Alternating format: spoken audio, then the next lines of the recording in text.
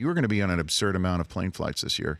I know. So your first week, Buccaneers at Panthers, that's a pretty damn big one right there. Yep. Right off the bat. As a matter of fact, I think we've got the second version of that is going to be the London game, one of the London games that we do. Yeah, it's like, what, 5 weeks later? Yeah, 5 so? weeks later. Yeah, week 6 London game is going to be Panthers and Bucks as well. And are you guys all going to be in the booth again? Yeah, it looks like it's going to be love that. 4 men in a booth.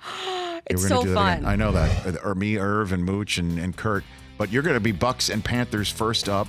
And then Titans Jaguars is week number 3 for Thursday Night Football. And then the big one. I know you're from Philly, so you know what this Eagles-Packers game is going to mean. This is the one that I have circled on my calendar. I bet. I've never been to Lambeau, and I've always wanted to go. This is like a bucket list stadium for me. And then when the schedule came out and I saw that we're going to Lambeau and the Packers are playing the Eagles, I mean, that's fantastic. You bringing family members? They're going to be there and stuff like that, or what? I know you're there to do a job. Right, I know, right.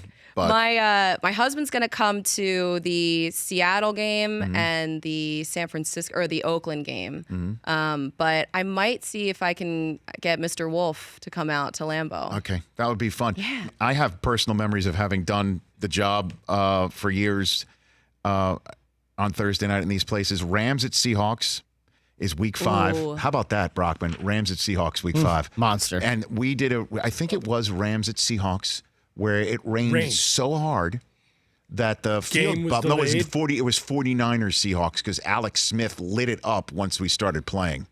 They delayed the game because the turf bubbled up. Turf bubbled up. It rained so damn hard in Rains Seattle. a lot in Seattle, I've heard. There was also another Thursday night game where it was the beginning of the Marshawn era in Seattle. And they rained Skittles on our set post-game. That's right. When we had Colleen, it was funny. This was the year before Russell arrived. And we invited, because Marshawn wasn't coming to talk, we invited Pete Carroll because there was nobody else that was... Amazing. Well, there was nobody else that would be, they had no brand. Right. Like there was nobody there was no identity. Right, there was no identity. And we asked Pete Carroll, what's the identity of this team? That was like the main part of our conversation. Giants, Patriots. Holy smokes. Have fun. And that's week 6. So who knows what Giants team you're going to see when you they... think it's going to be Daniel Jones? I don't know. But all I know is that's going to begin to boil. Week 6 is when they might have no patience for Eli, or Eli and the Giants have been surprisingly good, and here they come as the kryptonite. I wonder when the Giants' bye is. I feel like that's I have that information. It's late, week 11. Wow, you guys, this is great. Come on, full we're full service. Here. We Amazing. are full service. We also did a Thursday night game, Jets-Patriots. That was the year that Brady was hurt.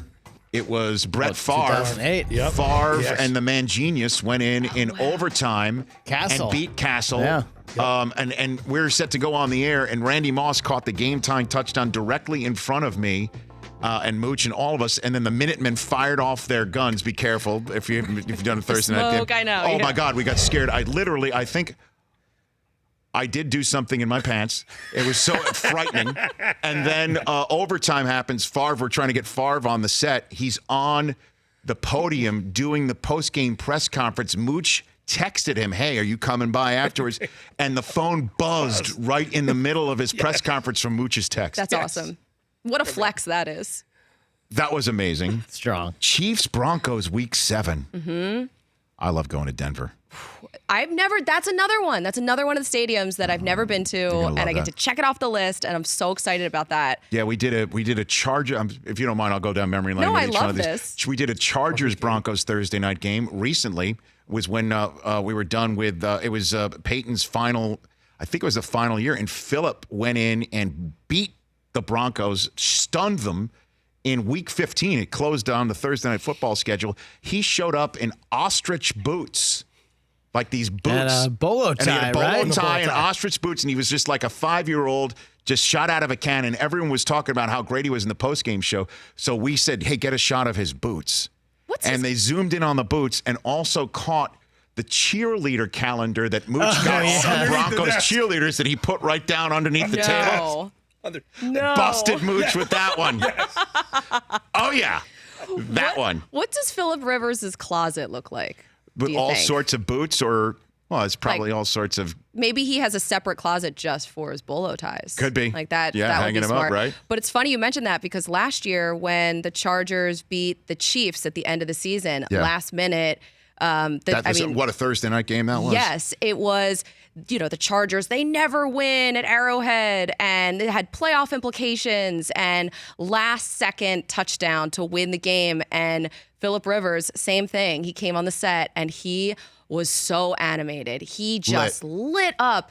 And I was like, let's just keep going. Let's just see how long we can talk with him for, because he was just telling us everything and anything and was just on fire. And you were in the room for the NFL Media Group Symposium when Al Riveron, the head of NFL refs, walked us through pass interference, saying, oh, by the way, that pass interference penalty that set the Chargers up on the 1 yard line, leading to the same play back to Mike Williams to score the touchdown, and then the cojones to go for two with the same play and win the game, would never have happened. Right. Because under further review, there would have been offsetting penalties on that defensive pass interference. They would have caught Mike Williams pushing off on offense. How sad does that make you? Terribly sad. Because Right? that's not the reason why this deal, we didn't sign up for that. No, that pass game interference. was one of my favorite games, was one of my favorite Thursday games of the year, maybe any game of the year. But, I mean, last year, the Browns and Jets, when the Browns won and Baker Mayfield came in for the first time. I mean, it was a hell of a season. Derrick Henry went off on a Thursday Yes. night. It was a remarkable Thursday night season last year. Yeah, it was. And it's because you did it instead of me. Oh, I mean, all those that's years not I sat true. there and all these blowouts. Oh my God. For more of The Rich Eisen Show, tune to Audience Channel 239 on DirecTV for free on BR Live or download the Rich Eisen Show app.